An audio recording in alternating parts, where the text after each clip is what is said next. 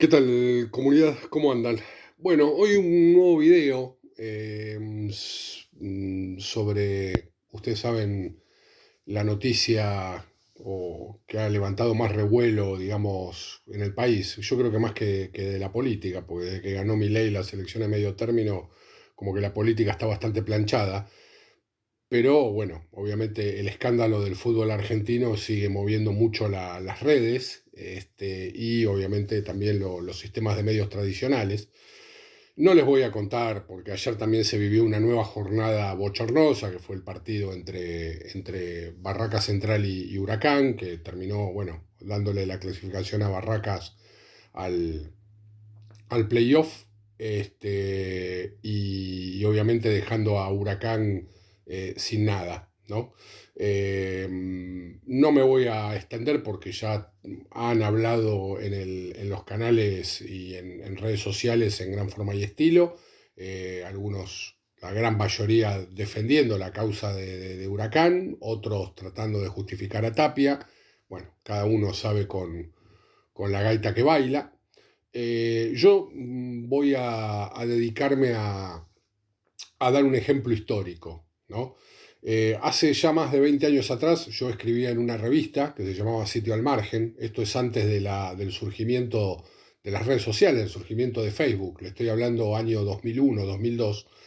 Y generalmente en esa época nosotros los viernes teníamos la costumbre de reunirnos en el barrio de Palermo, en la casa de uno de los directores de la revista digital. Eran dos hermanos, digamos, los dueños de la idea. Yo me incorporé posteriormente y yo obviamente escribía artículos de historia y de política, más de historia. Eh, Habíamos organizado encuentros, mesas redondas, conferencias sobre las invasiones inglesas, sobre lenguajes célticos. Bueno, la verdad que estábamos bastante activos culturalmente en una época que la economía lo propiciaba, más allá de que sabemos que estaba, o estaba todo a punto de explotar o ya había explotado, pero uno tenía trabajo, no tenía tantas obligaciones para con terceros. Entonces, bueno, es como que uno podía dedicarle tiempo y dinero a ciertos hobbies, ¿no? Y tenemos entonces la costumbre los viernes generalmente de juntarnos en la casa de uno de los muchachos a cenar y planificamos un poco el futuro de la revista, ¿no? Hablamos de los temas que se van a ir tocando, las entrevistas que íbamos a hacer, a quién teníamos que empezar a llamar o acercarnos para poder sacarles una entrevista. Hemos entrevistado a gente muy grosa, digamos, del espectro cultural y de historia, principalmente de la Argentina y de España. Pero bueno, esto no viene a cuento, es solamente para ponerlos en caja de lo que le estoy comentando. Y un día, recuerdo un día a la noche, Eduardo, que era uno de los capos, era un gran tipo, un hombre con una cultura vastísima.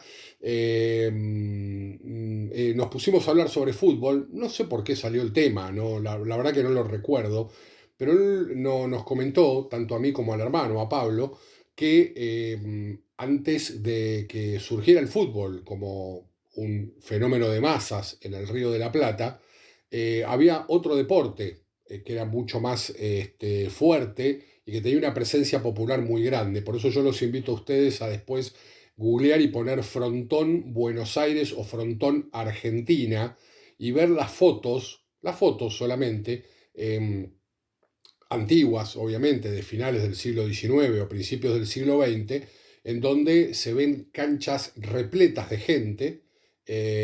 Había estadios, lo que se podría llamar un estadio, ¿no? En donde, bueno, la gente iba a ver los partidos. Obviamente había jugadores profesionales que se dedicaban a este tema. Tengan en cuenta que acá había mucha inmigración española y tanto gallegos, principalmente los vascos, son los que trajeron el deporte de el tenis criollo, el frontón, la paleta criolla. Bueno, tiene un montón de nombres, pero principalmente la gran cantidad de españoles, también portugueses, italianos también que les gustaba mucho este deporte. Bueno, hicieron que esa primera digamos, luego del comienzo de modernización de la Argentina, digamos, de la expansión de la ciudad de Buenos Aires, de la ciudad de Rosario, de la ciudad de Córdoba, de los diferentes pueblos, digamos, que empezaron a conformar la Pampa Gringa y la llanura pampeana.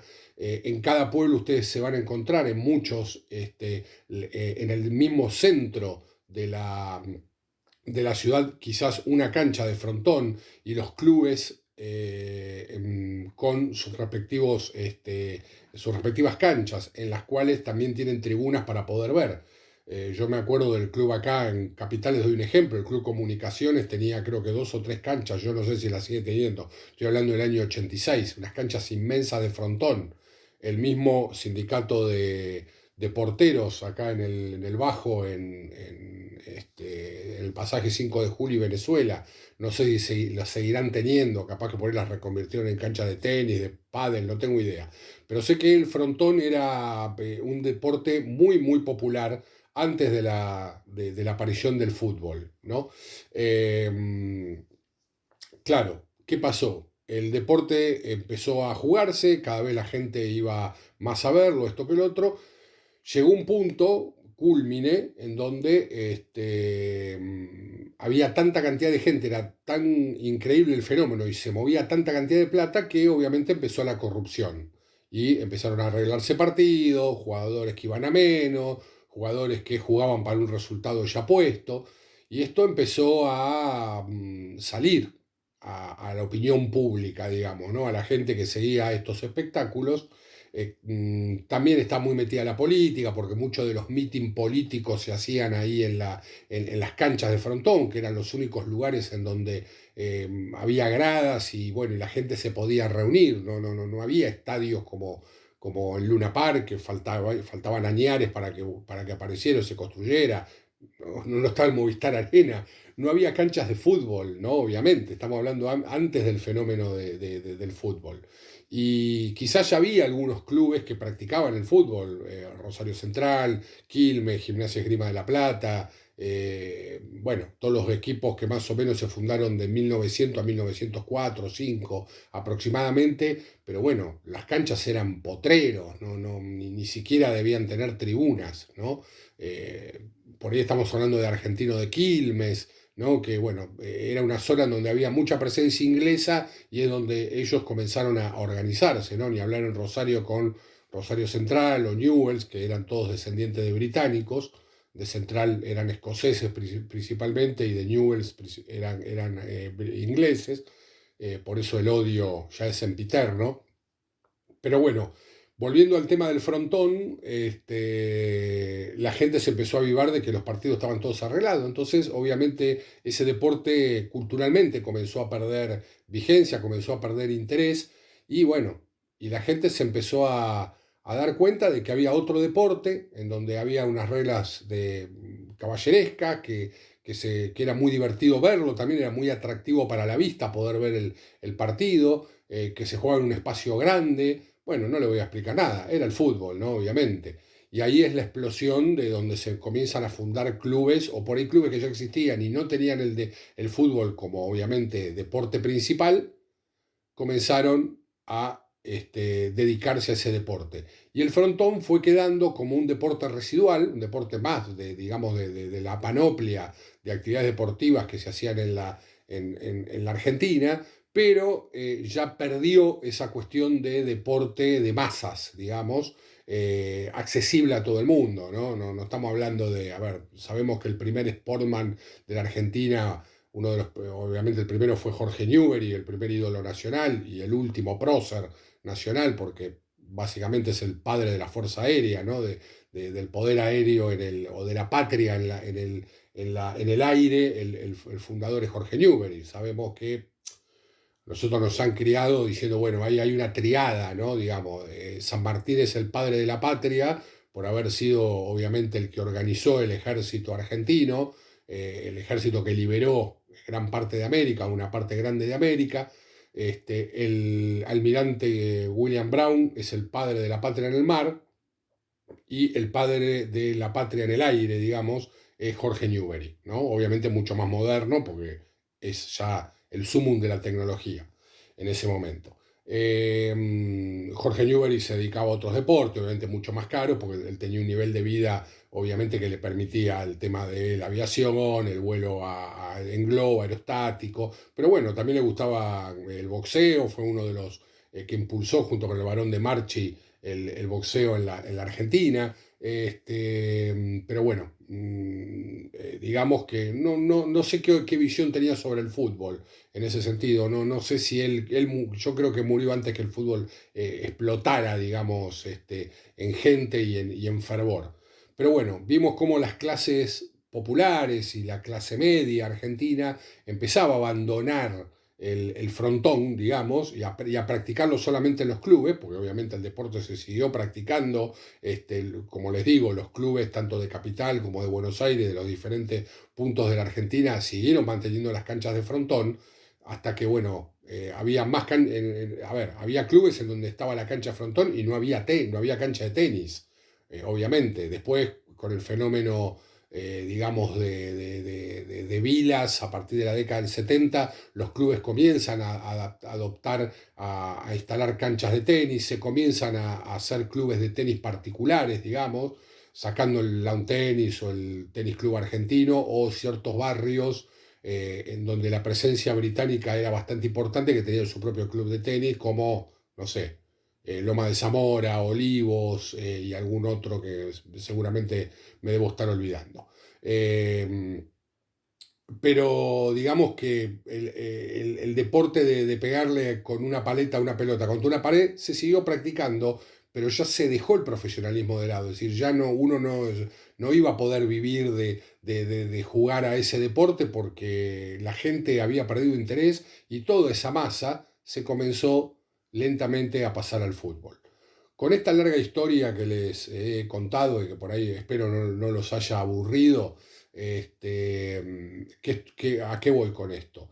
Que no digo en el corto plazo, porque digamos que el mundo ha cambiado mucho, estamos en un mundo obviamente totalmente interconectado, ¿no? Entonces va a ser muy difícil que el fútbol pueda caer en desgracia en un país tan futbolero como es la Argentina, ¿no? Pero puede ser que en 10, 15, 20 años, si el fútbol argentino sigue con estos, digamos, pecados, con estos vicios que está teniendo a nivel dirigencial, a nivel arbitraje, a nivel AFA, porque esto no es problema del AFA, también es problema de los clubes que avalan las cosas que hace el AFA, puede haber un vuelco en la sociedad donde digan, che, la verdad que este deporte es muy lindo, lo vamos a seguir jugando, pero no vamos a verlo más por televisión, la gente cada vez va a ir menos a la cancha y vamos a elegir algún otro deporte que, digamos, conserve una cierta hidalguía, una cierta espíritu competitivo sano y no que solamente prive el interés económico, que eso es lo que obviamente al fútbol, como lo está expandiendo y como lo hace ser el deporte más importante, el fenómeno de masas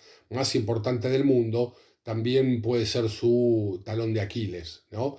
Porque no solamente nosotros nos quejamos de los 30 equipos en primera división o de los 30 y pico de equipos en el Nacional B, vamos a ir ahora en 6 meses, 7 meses, a vivir un mundial de 40 y pico de equipos. Entonces, es decir, en la FIFA se está haciendo lo mismo que en la AFA. No hay mucha diferencia entre Infantino y Tapia.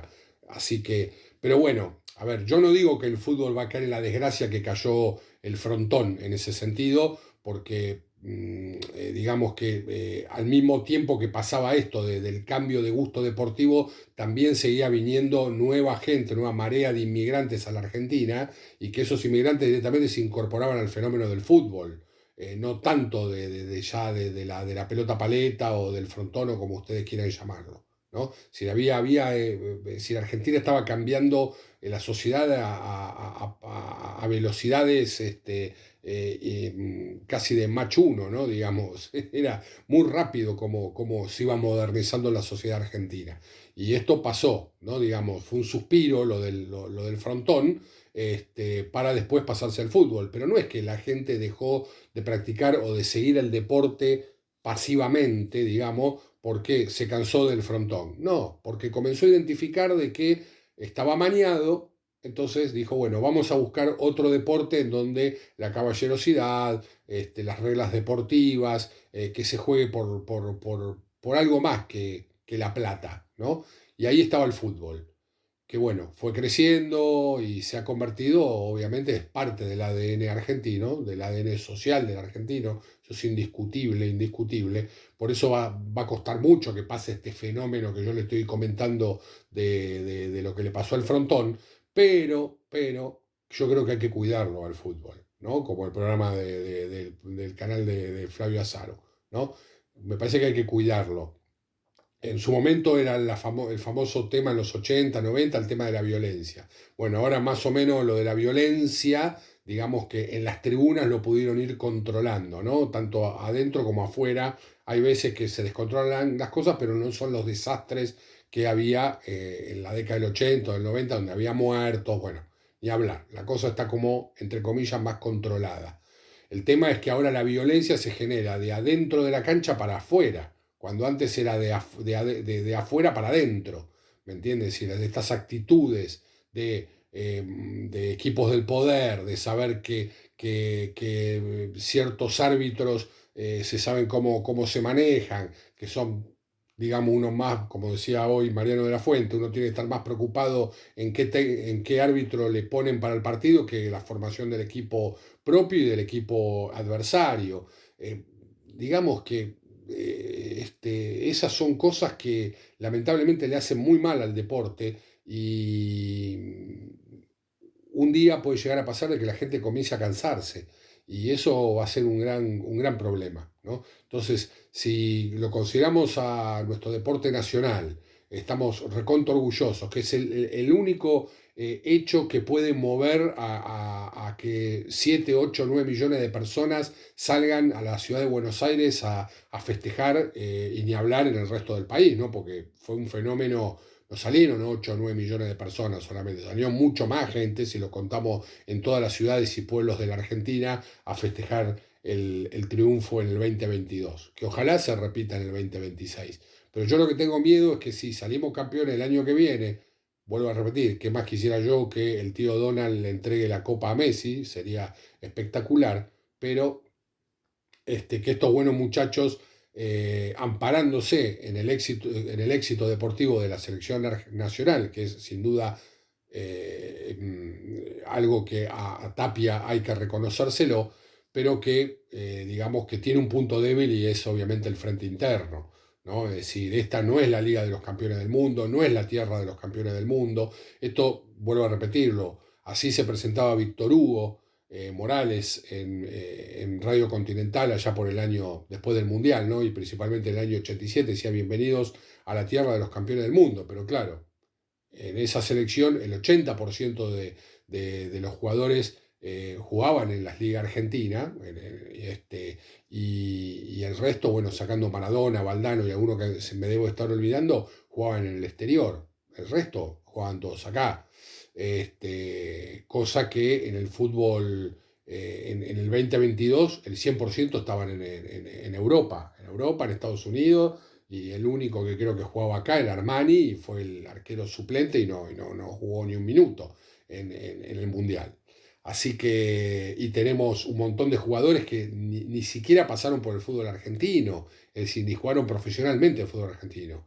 Los máximos ídolos, le estoy hablando, Messi, el Dibu Martínez, digamos, los dos máximos personajes más carismáticos de la selección nacional, ninguno de los dos pasó profesionalmente, jugó un minuto en el fútbol argentino, ni Messi ni el Dibu. No importa, bueno, son fenómenos que pasan y está buenísimo que los pibes igualmente sigan sintiendo la camiseta argentina y quieran jugar en la selección y no se nacionalicen y terminen jugando en otro equipo. Pero digamos que el éxito en la fase internacional no justifica que en la fase interna esto sea un desastre. Porque si no, parece como la época de la Argentina del 1900 1910, donde exteriormente éramos un país potentísimo, pero internamente había bolsones de pobreza y de miseria bastante importante. Me parece que el fútbol argentino está en condiciones de revertir esto, ¿no? En cierto sentido. Yo entiendo lo de los 30 equipos, de que haya mucho más laburo, de que haya jugadores que se puedan ver que quizás por ahí los equipos más grandes y más poderosos económicamente no se fijarían en ellos si no jugaran en primera. Yo los entiendo perfectamente, pero se pueden hacer las cosas prolijas. Ese es un tema de reglamento. Yo puedo hacer un campeonato de 50 equipos, pero bueno, si el reglamento es limpio, es cristalino, y yo no ayudo a nadie como AFA, se terminó la historia. Si no hay preferencias por algún equipo, puedo hacer un campeonato de 100 equipos y no hay ningún inconveniente. Acá el tema es la actitud, el tema es cómo se resuelven las situaciones, ¿no? Entonces, es decir, esta dirigencia de Tapi Tobillino hace ver a lo que era la dirigencia de don Julio Grondona a Grondona como un Disney, digamos, como un tipo mucho más prolijo para hacer las desprolijidades, ¿no? Es decir, se sabía que en la época de don Julio había cosas extrañas, pero a ver, no era el desastre que es esto, ¿no? Entonces, volviendo a la parte histórica, muchachos, cuiden el fútbol, a los socios de los clubes, que son los que votan a las autoridades. Cuando hay elecciones vayan a votar, porque yo sé que obviamente, bueno, en estas entidades el voto no es obligatorio, pero por ahí tienen un listado de socios de más de, no sé, pongámosle 110.000 socios y van a votar 30.000 nada más. No sé, de alguna manera los socios de los clubes, porque los hinchas no votan, votan los socios, traten de apretar a las autoridades que eligen, para que después cuando vayan a la AFA traten de ejercer un lobby positivo hacia las autoridades que están conduciendo el máximo organismo del fútbol argentino. Porque si no podemos llegar a terminar por ahí, ya les digo, en 20 años como lo del frontón. ¿Ok? Así que bueno, espero que sea el último tema que voy a hablar. Queda todavía la final de Madrid contra estos buenos muchachos de Estudiantes de Río Cuarto. Bueno, veremos cómo termina esa historia. Agur.